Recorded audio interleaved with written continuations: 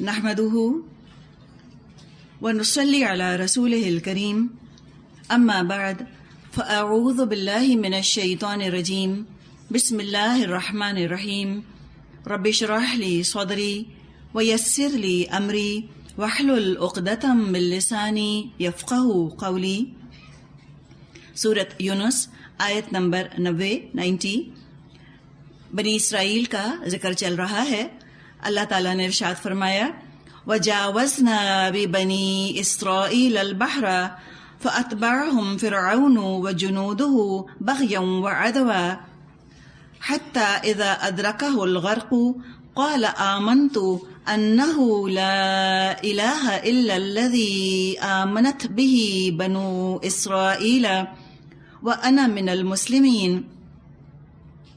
اور ہم بنی اسرائیل کو سمندر سے گزار لے گئے، پھر فرعون اور اس کے لشکر ظلم اور زیادتی کے غرض سے ان کے پیچھے چلے، حتیٰ کہ جب فرعون ڈوبنے لگا تو بول اٹھا میں نے مان لیا کہ اس اللہ کے سوا کوئی نہیں جس پر بنی اسرائیل ایمان لائے، اور میں بھی سر اطاعت جھکا دینے والوں میں سے ہوں. فرعون کا انجام یہاں بتایا گیا. آپ دیکھیں ایسی آیت ہے کہ جس میں اس کا عمل اور انجام دونوں بیک وقت موجود ہے. کیا کرتا رہا زندگی بھر؟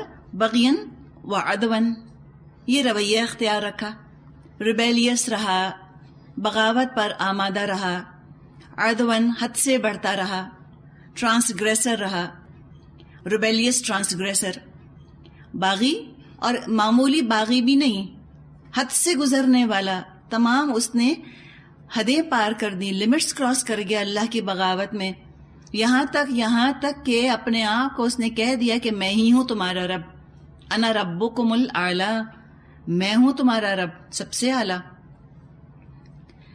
یہ اس کا رویہ رہا زندگی بھر. اللہ کے ساتھ یہ رویہ رکھا اس نے، اور جو بھی انسانوں میں سے اللہ کو ماننے والے تھے ان پر بھی ظلم اور ستم کے پہاڑ توڑے. ایک تو اس کا جرم یہ ہوتا ہے کہ چلو اپنی حد تک جو ہے وہ باغی رہتا، لیکن عدون کیسے بنا؟ حد سے بڑھا ہوا باغی کیسے بنا؟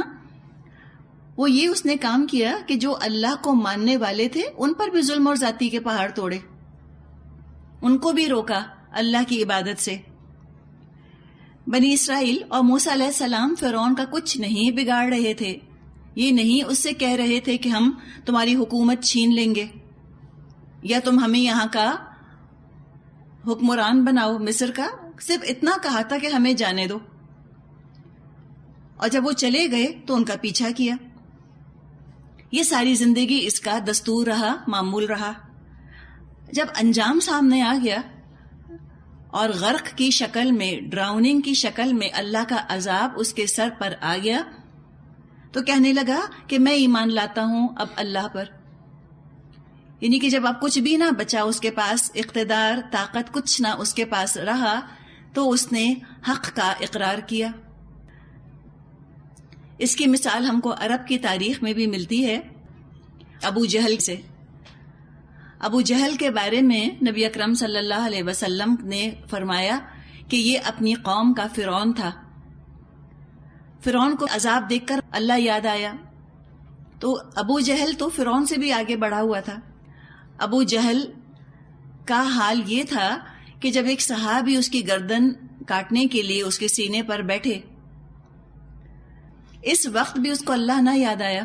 جب موت اس کے سامنے کھڑی بھی ہو گئی آ کر اور صحابی اس کا سر کاٹنے لگ گئے، تو اس نے ان سے کہا تھا کہ او چرواہے، تو بہت باعزت مقام پر بیٹھا ہے کہ مجھ جیسے سردار کے سینے پر بیٹھا ہے. اور کہا تھا دیکھو جب میری گردن کاٹو تو ذرا اوپر سے کاٹنا تاکہ پتہ چلے کہ سردار کی گردن ہے.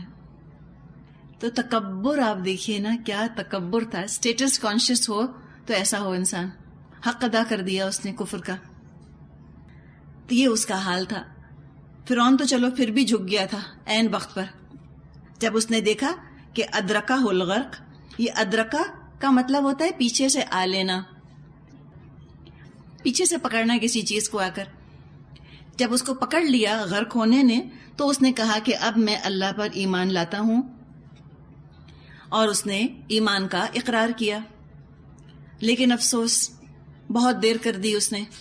اللہ کی رحمت تو اس کو سالوں پکارتی رہی. اللہ اس کو مہلت دیتا رہا. اللہ منتظر رہا کہ اب یہ پلٹے، اب یہ میری طرف پلٹے. لیکن اس نے بھی اپنی بدعمالی سے اپنی ایسی شامت بلائی کہ نہ صرف اس کے دل پر مہر لگی رہی بلکہ اس کی بدبختی پر بھی مہر لگ گئی. اب اس وقت کا توبہ کرنا کام نہ آیا، اس کو فائدہ نہ دیا. آیت 91 اللہ تعالیٰ نے اس کی توبہ کے جواب میں فرمایا آنا، کیا اب؟ ہم کہتے اٹس ٹو لیٹ، بہت دیر ہو گئی، اب تو دروازے بند ہو گئے توبہ کے. موت کا دروازہ کھلتے ہی توبہ کا دروازہ بند ہو جاتا ہے. زندگی میں موت اور توبہ دونوں کے دروازے بیک وقت نہیں کھلے رہتے، ون ایٹ اے ٹائم کی بات ہے. جب تک موت نہیں آتی توبہ کا دروازہ کھلا ہے، معافی مانگ لو. جب موت کا دروازہ کھل گیا توبہ کا دروازہ بند. تو کہا کہ اب توبہ کرتا ہے. وقد عصیت قبل، اور اس سے پہلے تو نافرمان بنا رہا. وکنت من المفسدین، اور تو فساد برپا کرنے والوں میں رہا.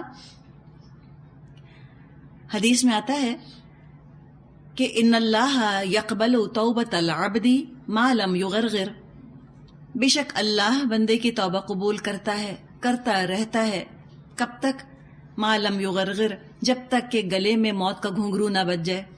غرغرہ کہتے ہیں نا موت کا، کہ آواز یہاں پھنس جاتی ہے بیچ گلے میں آ کر، آواز نہیں نکل رہی ہوتی، کیا کہنا چاہ رہا ہوتا انسان سمجھ نہیں آ رہا ہوتا. یعنی بالکل ہی جب دم آ کر اٹک جائے گلے میں، اب کچھ نہیں کر سکتے، سب چلا گیا ہاتھ سے، تو آپ کچھ کر تو سکتے نہیں، اب نافرمانی کا موقع کوئی ہے نہیں، تو چلو توبہ کر لو. نہیں، عذاب میں گرفتار ہونے کے بعد یا موت کے آثار شروع ہونے کے بعد کو استغفار کرتا ہے، توبہ فائدہ نہیں دیتی. وجہ یہ ہے کہ ہمارا تو ہے ایمان غیب پر، اور اسی کی آزمائش ہے. غیب کو مانتے ہو؟ جب تک موت نظر نہیں آئی، وہ سختیاں نہیں آئیں، سکرات الموت نہ آئے، جب تک تم کو فرشتے نظر نہ آئے، تم توبہ کر لو.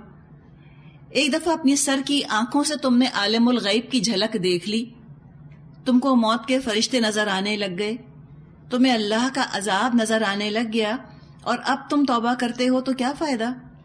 اب تو تمہارا ایمان معتبر نہ رہا، غیب کا پردہ ہٹ گیا. وہ جو تم پڑھتے تھے اور تم سنتے تھے رسولوں سے، تم نے آج اپنی آنکھوں سے اپنے حواس سے دیکھ لیا. اور ان کو ہی بڑا شوق تھا اپنے حواسوں سے سب چیزوں کو دیکھنے کا، کہ ہم فرشتوں کو دیکھیں، ہم یہ بھی دیکھیں. تو دیکھ لیا نا، تو کیا فائدہ ہوا؟ دیکھنے کے بعد تو ایمان لانا کوئی کچھ فائدہ نہ دے گا. اللہ کا عذاب دیکھ کے اور اللہ کے فرشتوں کو اپنی سر کی آنکھوں سے دیکھ کر تو ابو جہل کا ایمان بھی ابو بکر کے برابر ہو جائے گا. لیکن اللہ تو غیب میں رکھ کر آزماتا ہے. فرمایا آیت 92 فَالْيَوْمَ نُنَجِّيكَ بِبَدَنِكَ لِتَكُونَ لِمَنْ خَلْفَكَ آیَةً،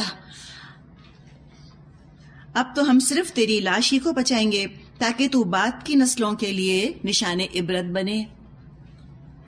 آپ دیکھیے قرآن نے 1400 سال پہلے یہ بات ارشاد فرمائی. جب یہ بات قرآن نے ارشاد فرمائی ہوگی، ہو سکتا ہے کہ کچھ کافروں کو، کچھ اسکیپٹکس کو ہنسی ٹھٹے کا موقع مل گیا ہو کہ لو قرآن تو کہہ رہا ہے کہ ہم نے فرعون کے جسم کو نجات دے دی. کہاں ہے فرعون کا جسم؟ کہیں نہیں.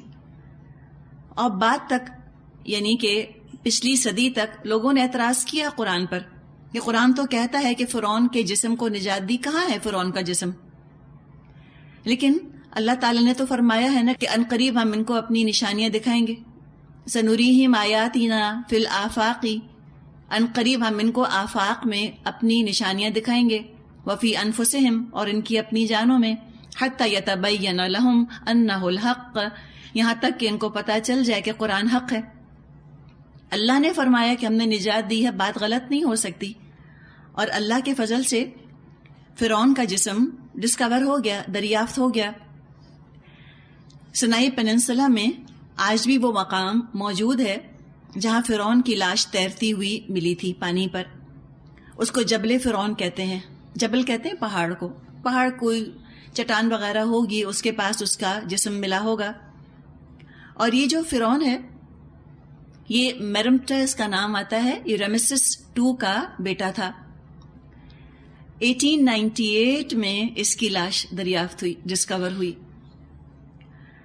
اور 1907 میں ایک سائنٹسٹ تھے ایلیٹ اسمتھ، انہوں نے اس کی پٹیاں کھولی. آپ کو پتہ ہے نا ممیفائی کرتے تھے وہ اپنے فیروز کی باڈیز کو، فرعون کے جسم کو، حنوط شدہ ان کی لاشیں ہوتی تھیں، تو اسی طرح اس کو ممیفائی کیا ہوا تھا، پٹیاں وہ ریپ کرتے تھے، وہ پٹیاں اس کی کھولی گئیں. 1975 جون میں مصریوں نے ڈاکٹر مورس بکائی کو اجازت دی کہ وہ ممی پر، جو یہ فرعون کی ممی ہے جو کہ پانی سے ملی تھی، اس پر وہ ریسرچ کر سکیں. انہوں نے اس کی اینڈوسکوپی بھی کی اور ریڈیوگرافی بھی اس کی، اور انہوں نے اپنا نتیجہ یہ پیش کیا کہ یا تو یہ ڈوب کر مرا ہے یا وائلنٹ شاکس لگے ہیں اس کو مرنے سے پہلے. تو اب یہ دیکھیے کہ اللہ تعالیٰ نے جو بات ارشاد فرمائی تھی قرآن میں، وہ 1200 سال کے بعد پیشن گوئی پوری ہو گئی. قرآن کی بات جھوٹی ہو نہیں سکتی. جیسے قرآن نے پیشن گوئی کی ہے نوح علیہ السلام کی کشتی کی، کیا ہم نے اس کو نشانی بنایا ہے لوگوں کے لیے؟ کہیں نہ کہیں موجود ہے، ابھی بس دریافت نہ ہو سکی، ڈسکور نہیں ہوئی ہے. اللہ جب چاہے گا ڈسکور ہو جائے گی. تو اللہ تعالیٰ نے جو فرعون کے جسم کو نجات دی، اس کا مقصد بتایا، لِتَكُونَ لِمَنْ خَلْفَكَ آیَةً، تاکہ ہم بنائیں اس کو بعد والوں کے لیے نشانی، عبرت کی نشانی بنائیں. لیکن افسوس، معاملہ کیا ہے؟ وَإِنَّ كَثِيرًا مِّنَ النَّاسِ عَنْ آيَاتِنَا لَغَافِلُونَ، اگرچہ بہت سے انسان ایسے ہیں جو ہماری نشانیوں سے غفلت برتتے ہیں. فرعون کی لاش رکھی ہے، اس کی ممی موجود ہے. نہ صرف اس فرعون کی بلکہ اور بھی بہت کچھ سامان اس کا اور دوسرے فیروز کی لاشیں موجود ہیں. لیکن یہ بتائیں کہ کتنے لوگ ان چیزوں کو دیکھ کر عبرت حاصل کرتے ہیں؟ بہت کم. زیادہ تر تو انسان امپریس ہوتے ہیں، آ اسٹرک ہو جاتے ہیں ان کو دیکھ کر، بہت متاثر ہوتے ہیں فرعون کے بچے کچے آثار دیکھ کر. اس لیے کہ انسان ظاہر پرست ہے نا، وہ یہ دیکھتے ہیں کہ کیا کچھ تھا فرعون کے پاس، واہ کیا اس کا مائٹ تھا، کیا اقتدار تھا اس کا، کیا اس کی شان و شوکت تھی، کیا خوبصورت اس نے، کیا زبردست پیرامڈز بنائے، کیا اہرام مصر ہیں، اتنے مروب ہیں، اتنے دنگ ہیں. اور ایسے اس کو اپنے لیے عبرت کے بجائے ایک طرح کا سمبل بنایا ہوا ہے کہ ملکوں نے اپنے کرنسی نوٹس پر پیرامڈز بنائے ہوئے. تو سوچئے ذہنیت میں کیا فرق ہے. جب فرعون کے اقتدار کو اپنے لیے نشانی بنا لیا ہے، اپنے لیے سمبل بنا لیا ہے، تو وہ بھی تو فرعون ہی کے نقش قدم پر چلیں گے. تو آج کل کے فرعونوں کے لیے بھی نشان عبرت ہے کہ دیکھو اللہ نے ایک آن میں تہس نہس کر دیا فرعون کو. سینکڑوں سال کی شان و شوکت اس کی چند منٹوں میں پانی میں ڈوب گئی. اللہ کے لیے کچھ مشکل نہیں. تو اللہ کی کریمی پر، اس کی شان رحمت پر کوئی جائے نہ زیادہ. یہ نہ سمجھے کہ اللہ اتنا کریم، اتنا رحیم ہے کہ ہمیں کبھی نہیں پکڑے گا. اچانک اس کی پکڑ آتی ہے، بغتتاً اچانک اللہ پکڑ لیتا ہے. مہلت دیے جاتا ہے. چاہیں تو لوگ اس میں اپنے آپ کو بہتر کر لیں، چاہیں تو اور زیادہ ظالم اور زیادہ باغی بنا لیں اپنے آپ کو، لیکن پکڑ تو پھر اللہ کی آتی ہے. تو وہ تو ایسی ہستی ہے فرعون کے انسان دور تک اپنا تعلق نہ رکھے.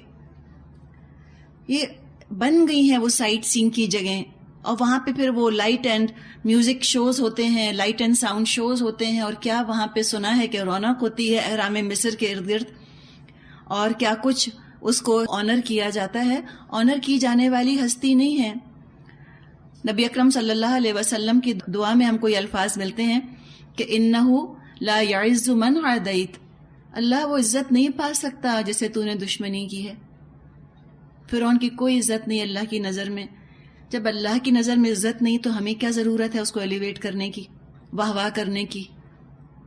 لیکن چونکہ انسان ظاہر پرست ہے، وہ یہی دیکھتا ہے کہ کیا کچھ وہ چھوڑ کر گیا، کیا اس کے سونے کے بستر ہیں، کیا اس کے زیور تھے، کیا محلات تھے اس کے. جو عبرت کی نگاہ رکھتا ہے وہ یہ دیکھتا ہے وہ کیا لے کر گیا. چھوڑ کر گیا تو کیا ہوا، اس کے تو کام نہ آیا. کوئی چیز اگر آپ یہاں چھوڑ جاتی ہیں تو گھر میں تو آپ کے کام نہیں آتی، آپ چھوڑ گئی. تو چیزوں کو جو چھوڑ جائے اس کو کیا دیکھنا، افسوس کہ اچھا اتنا کچھ چھوڑ گئے. عقل مند تو وہ ہے جو سب کچھ ساتھ لے جائے. ساتھ کیا لے کر گیا، کچھ نہیں. اللہ نے اتنی نعمتیں دی تھیں، اتنی ذہانت، اتنا اونچا مقام، اللہ تعالیٰ نے اتنی اچھی شخصیت، اتنی دولت، اتنی اولاد، کیا کچھ اللہ نے اس کو نہیں دیا تھا اور پھر خالی ہاتھ گیا. تو اللہ تعالیٰ فرماتا ہے نا کہ وَمَا ظَلَمْنَاهُمْ، ہم نے تو ان پہ ظلم نہیں کیا، وَلَكِنْ كَانُوا أَنفُسَهُمْ يَظْلِمُونَ، وہ تو خود اپنے اوپر ظلم کرتے تھے. اور جو بھی ان کے ٹومز کے اندر، ان کے پیرامڈز کے اندر جو خزانے ان کے ساتھ دفن تھے، کیا ان کا حال ہوا. چوروں نے ڈاکے ڈالے، چرا کر اس میں سے لے گئے، چیزیں تتر بتر ہو گئیں. کچھ میوزیمز کے اندر رکھی ہیں. تو جو بھی میوزیمز کے اندر رکھی ہیں وہ ہمارے لیے نشان عبرت ہونی چاہیے. اگر آپ کو کبھی احرام مصر دیکھنے کا اتفاق ہو تو مروب مت ہوئیے گا. مروب نہیں ہونا، عبرت کی نظر سے دیکھنا ہے کہ جب اتنا کچھ رکھتے ہوئے وہ ناکام ہو گیا تو سوچے کہ ان چیزوں کی کیا ویلیو ہے. اس کا مطلب ہے کہ کسی کے پاس اگر فرعون جیسا مقام اور احرام مصر جیسی عمارتیں بھی ہوں تو وہ اللہ کے عذاب سے اس کو نہیں بچا سکتی. اور ہم میں سے کون ہے جو کہے کہ میں فرعون جتنی امیر ہوں یا میرا گھر جو ہے وہ فرعون کے محلات جیسا خوبصورت ہے. تو اتنا یاد رکھیں کہ ان چیزوں پر بھروسہ نہ کریں، ان میں زیادہ گم مت ہو جائیں. یہ نہیں بچانے والے. بچاتا تو بس اللہ کا کرم ہے جو اللہ کی رحمت کا اپنے آپ کو مستحق بنانے کی کوشش کرے. افسوس کی بات یہ ہے کہ تاریخ کی کتابوں میں بہت کچھ تذکرہ ہے فرعون کا. شاید ہی کوئی تاریخ کی کتاب آپ کو ملے جو کہ فرعون کے تذکرے سے خالی ہو. لیکن کہیں یہ وہ عبرت والی بات نہیں لکھتے نا. یہ نہیں لکھتے کہ دیکھو فرعون اللہ کا باغی تھا، یہ نہیں لکھا جاتا. لیکن جب ہم پڑھیں یا اپنے بچوں کو پڑھائیں تو ضرور بتا دیجئے کہ اس کا انجام بہت برا ہوا، تاکہ کہیں وہ فرعون کو اپنا رول ماڈل ہی نعوذ باللہ نہ بنا لیں. تو کتنی خوبصورت بات اللہ تعالیٰ نے فرمائی ہے کہ اکثر انسان تو ہماری نشانیوں سے غافل ہی ہیں، سوچتے ہی نہیں کہ کیا بتایا جا رہا ہے، کیا دکھایا ہے ان کو. آگے فرمایا آیت 93، وَلَقَدْ بَوَّأْنَا بَنِي إِسْرَائِيلَ مُبَوَّأَ صِدْقٍ وَرَزَقْنَاهُمْ مِنَ الطَّيِّبَاتِ، ہم نے بنی اسرائیل کو بہت اچھا ٹھکانہ دیا اور نہایت عمدہ وسائل زندگی انہیں عطا کیے. اب یہاں جب ہم پڑھ رہے ہیں یہ آیت تو یوں محسوس ہو رہا ہے کہ جیسے یہاں فرعون غرق ہوا اور وہاں بنی اسرائیل کو اچھا ٹھکانہ مل گیا. حالانکہ ہم جانتے ہیں کہ ایسا نہیں ہوا، بلکہ کیا ہوا یہ کہ کافی عرصے تو بنی اسرائیل ذلت ہی کا شکار رہے، کمزوری کا، مسکنت کا شکار رہے. اور یہ مضمون ہمیں ملے گا سورہ مائدہ میں، وہاں ہم نے مزید تفصیل اس کی پڑھی ہے. قرآن یہاں تفصیلات نہیں بتا رہا، کوئی کرونالوجیکل آرڈر نہیں بیان کر رہا، تاریخی اعتبار سے یہاں بات نہیں کی جا رہی کہ یہاں فرعون غرق ہوا وہاں بنی اسرائیل کو اچھا ٹھکانہ ملا، بلکہ اس میں تو کافی عرصہ لگا. فرعون کے غرق ہونے میں اور بنی اسرائیل کو اچھا ٹھکانہ ملنے میں 300 سال کا وقفہ ہے، 300 ایئرز. یہ بات ہمیں کہاں سے پتا چلی کہ ان کو فوراً اچھا ٹھکانہ نہیں مل گیا؟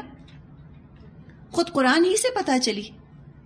تو پتہ یہ چلا کہ اگر ہمیں کوئی فیصلہ کرنا ہے، کوئی نتیجہ نکالنا ہے تو قرآن کا ایک مقام پڑھ کے ہم نتیجہ نہیں نکال سکتے.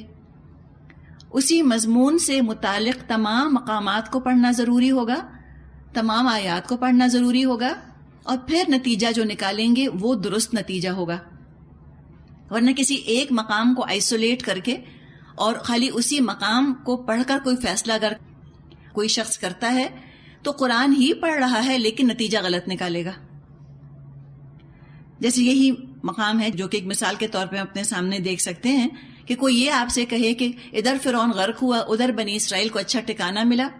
ہاں دیکھو، وہ کہے سورہ یونس میں لکھا ہے، آیت نمبر یہ ہے، یہاں پر آیت نمبر بھی وہ کوٹ کر دے آپ کو کہ آیت نمبر 92، آیت نمبر 93 کے اندر لکھا ہے.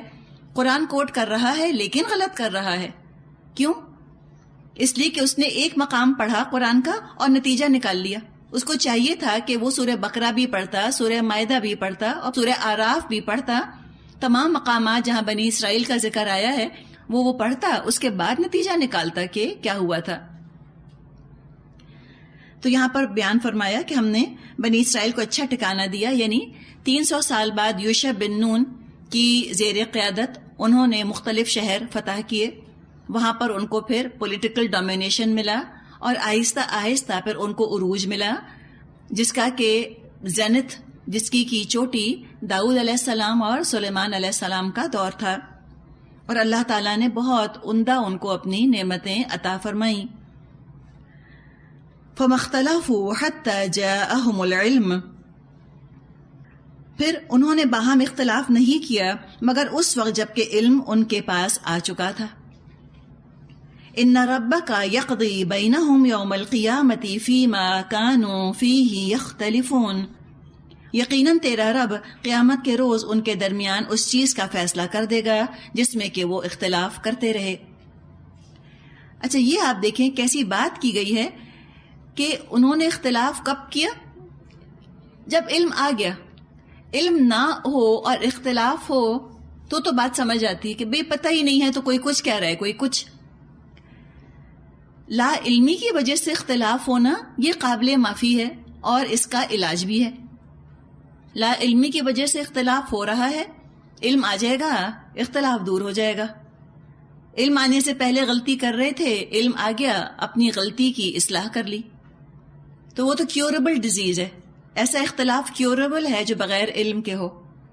لیکن علم کے باوجود, علم رکھنے کے بعد لڑنا جھگڑنا, اختلاف کرنا اور پھٹنا آپس میں, یہ تو میلیگننٹ اختلاف ہے, یہ تو زہر آلود اختلاف ہے. ایسا کینسر جو کہ میلیگننٹ ہو گیا ہو.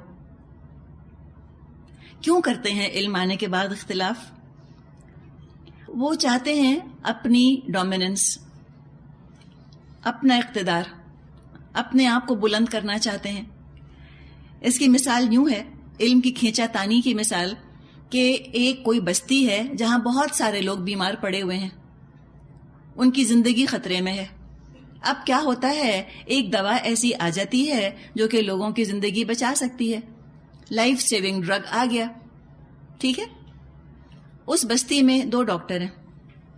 اب وہ دوا کے اوپر دونوں جھگڑنے لگ جائیں. ایک کہے میں پلاؤں گا مریض کو, اگلا کہے میں پلاؤں گا. اسی جھگڑے میں مریض کا تو ہو جائے انتقال. اب وہ لڑتے جھگڑتے رہیں. وہ کیوں لڑ رہے ہیں دوا کے اوپر؟ انہیں کس چیز کی فکر ہے یہ پہلے پن پوائنٹ کریں. ان کو اپنی فکر ہے, اپنی شان کی, کہ میں پلاؤں گا تو میں نمایاں ہوں گا, لوگ میری تعریف کریں گے کہ کتنے اچھے ڈاکٹر ہیں, انہوں نے ہمیں ٹھیک کر دیا. تو علم آنے کے بعد جو لڑتے ہیں انا کی وجہ سے, انا میں, کہ لوگ کہیں کہ انہوں نے ہمیں بتایا, ان کی بات بہت اچھی ہے. تو یہ شخصیت پرستی جب لوگ کروانا چاہتے ہیں, کلٹس بنانا چاہتے ہیں نا, پرسنالٹی کلٹس, تو فساد پیدا ہوتا ہے. علم والے عالم جھگڑتے ہی اس لیے ہیں آپس میں کہ وہ چاہتے کہ میں زیادہ بڑا عالم کہلاؤں, لوگ میری تعریف کریں, میری شہرت ہو, میرے نام کے ڈنکے بجیں, لوگ میری واہ واہ کریں, لوگ کہیں کہ انہوں نے بتایا تو ہمیں سمجھ آئی. تو وہ کیا کرتے ہیں, وہ علم پر لڑنے لگتے ہیں. وہ کہتے ہیں یہ علم میرا ہے, تم جھوٹے ہو, تم غلط کہہ رہے ہو. اگلا کہتا ہے کہ نہیں, علم تو میرا ہے, میں سچ کہہ رہا ہوں, باقی سارے جھوٹے ہیں, غلط کہہ رہے ہیں. اس طرح آپس میں جھگڑا اور لڑائی عالموں کے اندر شروع ہو جاتی ہے. نتیجہ وہی نکلتا ہے جو ابھی ہم نے مثال میں ڈسکس کیا, کہ اس طرح عالم جھگڑتے رہتے ہیں اور عوام جہالت کا شکار ہو جاتے ہیں اور وہ گناہوں کے اندر غرق ہو جاتے ہیں. تو یہ بڑا پرابلم ہوتا ہے. علم آنے کے بعد جھگڑنا یہ بڑی عجیب بات ہے. اور قرآن نے ذکر کیا ہے فَمَا اخْتَلَفُوا حَتَّى جَاءَهُمُ الْعِلْمُ, نہیں جھگڑا کیا انہوں نے, اختلاف نہیں کیا مگر اس کے بعد کہ ان کے پاس علم آ گیا. تو علم ریزن نہیں ہے. بعض لوگ کہتے ہیں نا کہ قرآن اور حدیث جھگڑے ڈلواتے ہیں لوگوں میں. نہیں, ہرگز نہیں. انا جھگڑے ڈلواتی ہے, ایگو کا پرابلم ہو جاتا ہے لوگوں کو, پھر وہ جھگڑنے لگتے ہیں. حالانکہ علم تو اس لیے آتا ہے کہ لوگوں کو شفا مل جائے, لوگوں میں اتفاق پیدا ہو جائے. تو جب سیلف لیسنس ہوگی، جب لوگوں کا بھلا چاہے گا انسان، بے غرضی ہوگی اور اپنے رب سے جڑنا چاہے گا، تب تو اختلاف نہیں ہوگا ہرگز. لیکن اگر اپنی شان بلند کرنے کے لیے، اپنے کسی پرسنل مشن کے لیے یا اپنی ذاتی غرض کے لیے علم کو استعمال کرنا شروع کر دے، دنیا کمانے کے لیے، تو پھر جھگڑے لڑائیاں شروع ہو جاتی ہیں. دیکھیے دینداری میں اور دکانداری میں تو فرق ہے نا. دکانداری تو یہ ہے کہ دو دکانیں بن گئیں، دونوں کپڑے کی دکانیں ہیں. اب ہر دکان والا یہ چاہے گا کہ گاہک صرف میرے ہی پاس آئیں، دوسری دکان پہ نہ جائیں. وہ دوسری دکان والے کی ہو سکتا ہے برائیاں بھی کرے، یا کسی نہ کسی طرح وہ یہ کوشش کرے کہ گاہک صرف میرے بن کے رہیں. جب گاہک زیادہ آئیں گے ایک دکاندار کے پاس، اس کی دکان زیادہ چمکے گی، اس کے پاس پیسہ زیادہ آئے گا. دکانداری کیا ہے؟ پیسے کا معاملہ ہے نا. دینداری جب دکانداری بن جاتی ہے، جب دین پیسہ کمانے کا ذریعہ بن جاتا ہے، تو پھر علم پر جھگڑے پڑنے لگتے ہیں. یہ کمائی کا ذریعہ ہے نا، یہ تو چولہا جل رہا ہے اس سے. اگر لوگ اس عالم کے پاس نہیں جائیں گے، اس کے پاس پیسے کم ہو جائیں گے. لوگ نظریں نیازیں نہیں چڑھا رہے، لوگ ان کو پیسہ نہیں دے رہے، وہ تو کسی دوسرے عالم کے پاس چلے گئے، تو اس کی تو کمائی کم ہو گئی.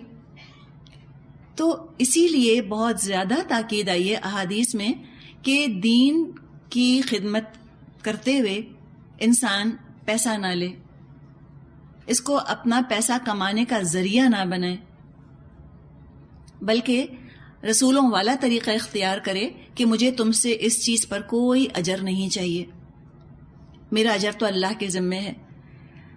جب بے لوس کام کیا جاتا ہے تو پھر سب خوش ہوتے ہیں. دین جو ہے اس کو آپ یوں سمجھ لیں کہ جیسے کہ یہ آپ کا بچہ، اب آپ کا بچہ ہے، کوئی آ کر آپ کے بچے کا خیال کرتا ہے، کیسا لگے گا آپ کو؟ بہت اچھا. کوئی کام آپ نہ کر سکیں، کوئی چیز آپ افورڈ نہیں کر سکتی، کسی اور نے وہ لباس لے کر آپ کے بچے کو دے دیا، آپ کو وہ شخص کتنا اچھا لگے گا. دشمنی تو نہیں ہوگی نا آپ کو اس سے؟ کیوں؟ اس لیے کہ آپ کو بچے سے محبت ہے. تو جب دین سے محبت ہوتی ہے انسان کو، جتنے لوگ دین کا کام کر رہے ہوتے ہیں وہ سب بہت اچھے لگتے ہیں، پھر اختلاف نہیں ہوتا. بلکہ انسان چاہتا ہے کہ جتنے زیادہ لوگ آ کر ہمارے ساتھ جڑیں، جتنے زیادہ لوگ آ کر دین کا کام کریں، اتنا اچھا ہے. جہاں جہاں دین کا کام ہو رہا ہوتا ہے وہ سب جگہیں بہت اچھی لگتی ہیں. تعصب نہیں آتا انسان کے اندر، شخصیت پرستی نہیں آتی، خود غرضی نہیں آتی، تو اختلاف بھی نہیں ہوتا. تو اللہ تعالیٰ نے فرمایا کہ اللہ تعالیٰ تو فیصلہ فرمائے گا قیامت کے دن ان کے درمیان کہ وہ کس بنا پر، کس وجہ سے اختلاف کر رہے تھے. اور ہوتا کیا ہے کہ جب عالم، علم والے آپس میں لڑتے ہیں، جھگڑتے ہیں، بدنام ہوتا ہے بیچارہ دین. لوگ کہتے ہیں دین کی وجہ سے لڑائیاں ہو رہی ہیں. ہرگز دین کی وجہ سے لڑائیاں نہیں ہوتی، لڑائیاں انا کی وجہ سے ہوتی ہیں. اپنی شخصیت پرستی کی وجہ سے لڑائیاں اور جھگڑے شروع ہو جاتے ہیں. آگے فرمایا آیت 94، فَإِن كُنْتَ فِي شَكٍّ مِّمَّا أَنزَلْنَا إِلَيْكَ فَاسْأَلِ الَّذِينَ يَقْرَؤُونَ الْكِتَابَ مِن قَبْلِكَ لَقَدْ جَاءَكَ الْحَقُّ مِن رَّبِّكَ فَلَا تَكُونَنَّ مِنَ الْمُمْتَرِينَ. اب اگر آپ کو اس ہدایت کی طرف سے کچھ بھی شک ہو جو ہم نے آپ پر نازل کی ہے تو ان لوگوں سے پوچھ لیجئے جو پہلے سے کتاب پڑھ رہے ہیں. واقعی یہ آپ کے پاس حق ہی آیا ہے آپ کے رب کی طرف سے، لہٰذا آپ ہرگز شک کرنے والوں میں شامل نہ ہوں. یہاں خطاب کا رخ تو ہے نبی اکرم صلی اللہ علیہ وسلم کی طرف، لیکن اصل میں سنایا جا رہا ہے کفار کو. اہل کتاب میں ایسے سچے لوگ موجود تھے اور نیک لوگ موجود تھے جنہوں نے کہ نبی اکرم صلی اللہ علیہ وسلم کو پہچانا. کہا ہے نا یہاں پر کہ فَاسْأَلِ الَّذِينَ يَقْرَؤُونَ الْكِتَابَ مِن قَبْلِكَ، آپ پوچھیے ان سے جو کہ کتاب پڑھتے رہے ہیں. اے نبی صلی اللہ علیہ وسلم، آپ کے آنے سے پہلے جو لوگ کتابوں کو فالو کر رہے تھے، اپنی اپنی کتابوں کی، تورات کی، انجیل کی پیروی کر رہے تھے، آپ ان سے پوچھیے، وہ آپ کی تصدیق کریں گے. اور حقیقت ہے ایسے ہوا. اہل کتاب میں سے ایسے سچے کھرے لوگ تھے، متقی لوگ تھے جنہوں نے کہ نبی اکرم صلی اللہ علیہ وسلم کو پہچانا اور آپ کی نبوت کی تصدیق کی.